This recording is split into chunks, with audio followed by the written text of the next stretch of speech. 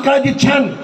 আপনার লোকজন আমাদের উপ হাই কমিশনের আক্রমণ করেছে, আক্রমণ করছে হাই কমিশনে নয়, বরং আমি বলবো বাংলাদেশে আক্রমণ করেছে। ভারত আমাদের পতাকাকে অপমান করেছে, আমি বলবো ভারতে বাংলাদেশের পতাকা অপমান হয় নাই, গোটা বাংলাদেশ অপমান করেছে।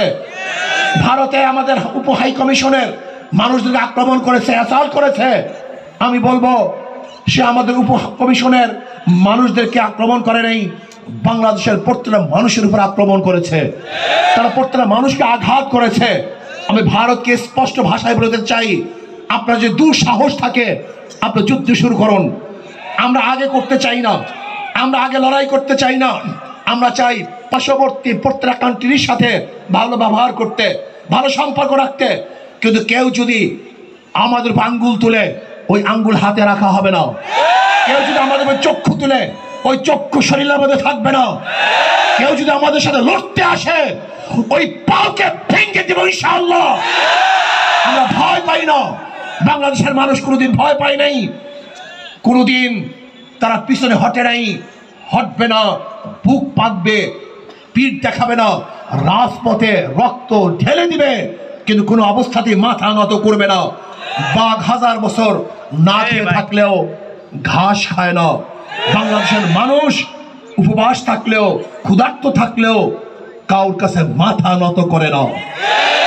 আমরা বাদশার জাত, বাঘের জাত, আমাদের ইতিহাস আছে, আমরা জীবন বা লড়াই করে এই বাংলাদেশকে রক্ষা করেছি, এখনো করব, ভবিষ্যতেও করব। তো ইয়ার থাকুন, ভারতের যে কোনো আগ্রাসী হামলার থেকে আমরা ইনশাআল্লাহ অবশ্যই তাদেরকে প্রতিহত করব, বাধা দেব, এদেশকে স্বাধীন রাখব ইনশাআল্লাহ। আজকে হোক কালকে হোক ইসলাম হুকুমাত কায়েম করব। আল্লাহ আমাকে এবং আমাদের সবাইকে ইসলাম হুকুমাত কায়েম করার তৌফিক দান করেন। ওয়া আলাইনা ইল্লাল বালাগ। আসসালামু আলাইকুম ওয়া রাহমাতুল্লাহি ওয়া বারাকাতুহু।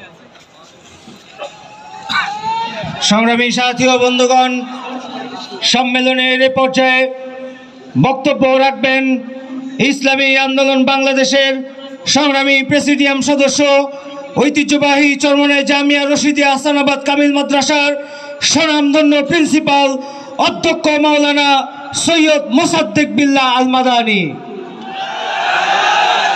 আসসালামু আলাইকুম ওয়া রাহমাতুল্লাহি ওয়া বারাকাতুহু। قال تعالى جاء الحق وزهق الباطل إن الباطل كان زهوقا।